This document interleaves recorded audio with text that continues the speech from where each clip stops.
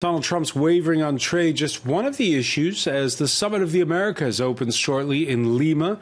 Among those touching down in the Peruvian capital, Canada's Prime Minister, Justin Trudeau. The host of the summit, the new president of Peru, Martin Vizcarra, sworn in after Pedro Pablo Kuczynski became the latest casualty in the Odebrecht corruption scandal that's engulfed Latin America. Vizcarra playing down the cancellation of Donald Trump, who's staying in Washington to monitor the Syria crisis, instead sending Vice President Mike Pence. Also absent, the Venezuela delegation, angry over the condemnation of Nicolas Maduro's crackdown on the opposition. He was barred from attending. On the eve of the summit, there were, as you can see, pro- and anti-Maduro demonstrations in Lima. For more, let's cross now to correspondent Natalia Cabrera, who's in the Peruvian capital. Natalia, what's the feeling on Venezuela being barred from the summit? Well, that's right. President Nicolas Maduro, who was uninvited by the Peruvian government due to alleged violations of human rights. In the streets of Lima yesterday, there were demonstrators in favor of Nicolas Maduro. They were urging the Organization of American States and the Summit of the Americas to include Nicolas Maduro between the guests. And there were also some opposition leaders that came to the Peruvian capital to ask for the topic to be included in the final declaration. They are asking the foreign ministers to discuss the situation in Venezuela and to give some statements about against the upcoming elections in May. Now, before the summit opened, we knew that Donald Trump wasn't coming, but he did send a tweet, one that says he may revisit his decision to walk away from the Trans-Pacific Partnership trade deal. That's must be turning heads at the summit. Yes, everything that the United States is doing is actually getting a lot of the attention. Donald Trump is not here. He is the first president of the United States who doesn't attend to this summit of the Americas since 1994 when it began. But in his place is Vice President Mike Pence, and there's also the Secretary John Sullivan. He met a Cuban and also Venezuelan activists. And everybody is talking about what Donald Trump is doing, but Ivanka Trump is also here, his daughter, and she's participating in another encounter that is the summit of the business people.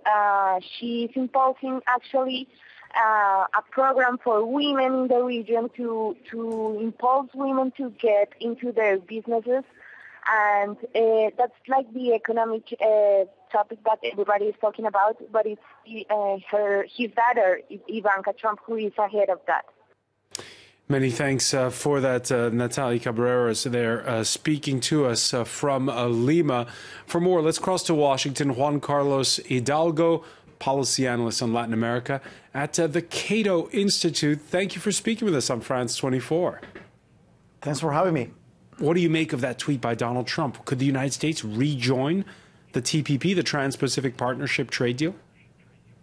If anything good is going to come out of a trade war between the U.S. and China, it will be the Trump's decision to reconsider joining the TPP.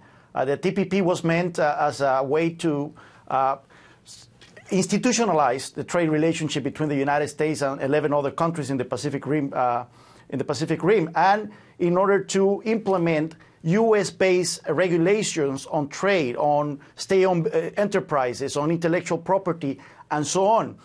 The TPP was also originally meant to eventually incorporate other nations, including China, but under the idea that these nations will play with the rules agreed on by the United States and the other nations. So particularly when it comes to those intellectual property rights. But will he do it, Donald Trump? Will he return to the TPP?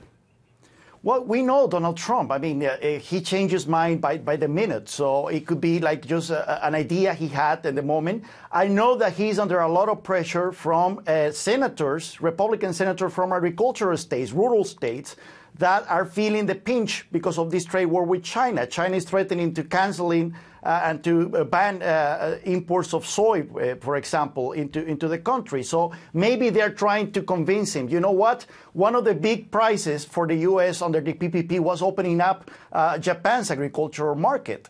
And we could switch exports of soy from China to Japan in that case. So maybe that's why he's reconsidered it. But we don't know if he's going to actually follow through this idea. You heard our correspondent say that Trump's not there, but his daughter is, the vice president is. Do you wish Donald Trump was in Lima?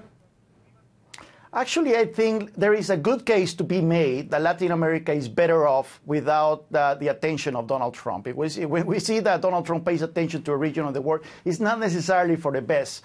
I think that Latin America has serious issues that need to be discussed. Some of these matters involve the United States when it comes to drug-related violence, when it comes to immigration, and yes, even trade. But I think that Mike Pence is better placed to play a positive role in this summit. He already has been to the region. I know for a fact that when Latin American delegations come to Washington, they rather meet with Mike Pence than with President Trump. So I think that is good. I think there is a good case to be made that Donald Trump is better off that Donald Trump decided not to come to Lima.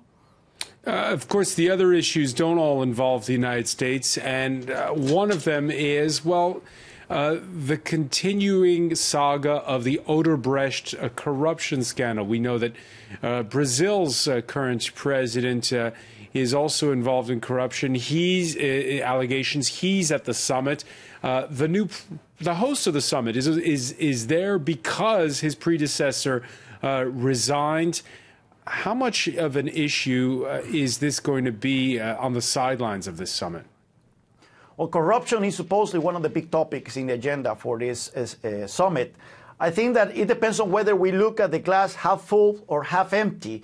In this case, I rather look at it as half full. We're witnessing a rule of law revolution in some countries in Latin America. Former presidents and presidents in office being prosecuted for corruption charges, losing office and even going to jail.